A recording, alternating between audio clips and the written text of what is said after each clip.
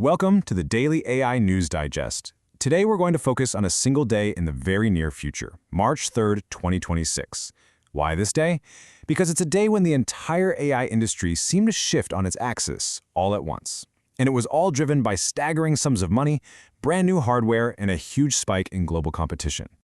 You know, what happened on this one day really tells the story of our time. It's a story about the money that's fueling this boom, the actual machines that power it, the fierce global race it's creating, and the experience that's about to land right on your phone. Okay, let's break it all down. So where do we start? Well, as always, you follow the money. And on this particular day, the market saw a financial move so enormous, it basically redefined what a high-stakes bet even means in this industry. $30 billion. That is the size of the follow-on investment that SoftBank Group confirmed it is making in OpenAI.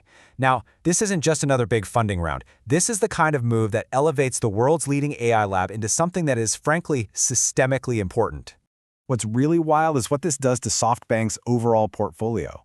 OpenAI, a private company, remember, now makes up nearly a third of everything they have. Because of this, S&P Global immediately revised SoftBank's outlook to negative. Their reasoning? Immense exposure to what they call AI innovation risk.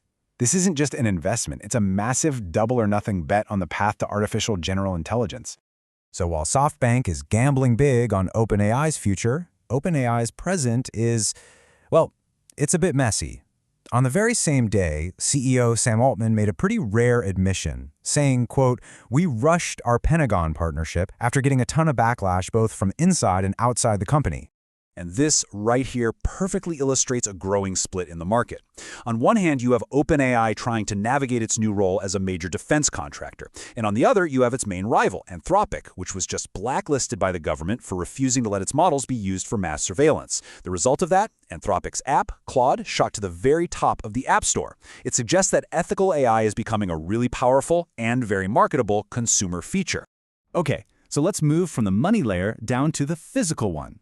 The story of AI is always a story about hardware, and on this day, the one company that builds the engines for pretty much all of AI made a huge fundamental pivot.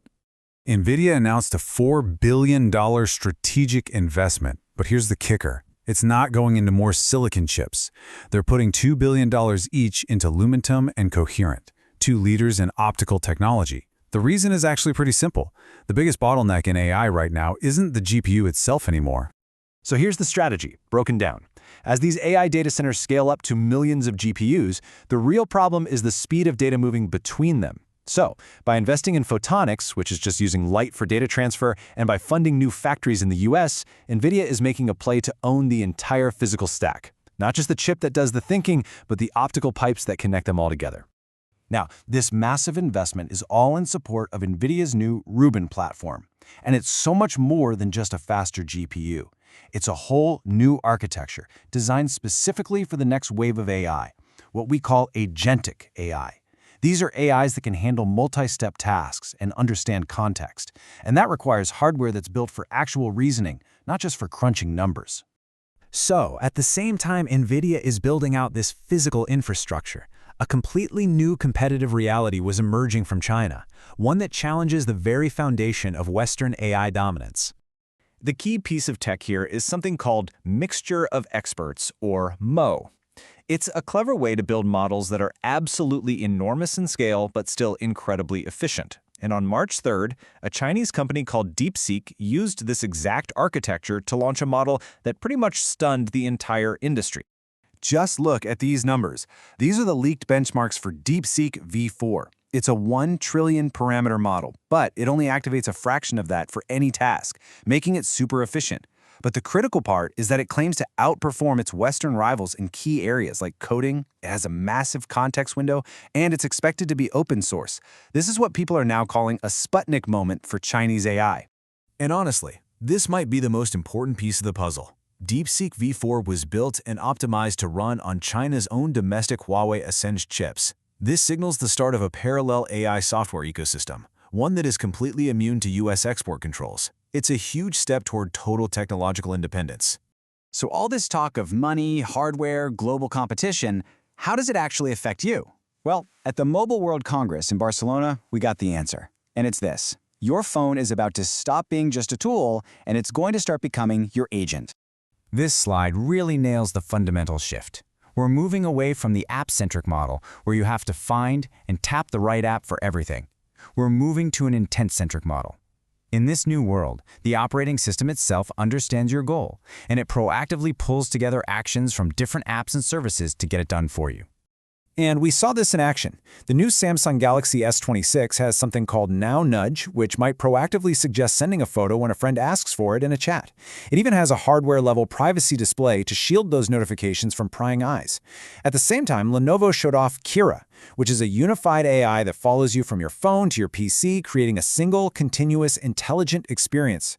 But of course, this transition to autonomous AI doesn't just create amazing new capabilities. It also creates some profound new risks.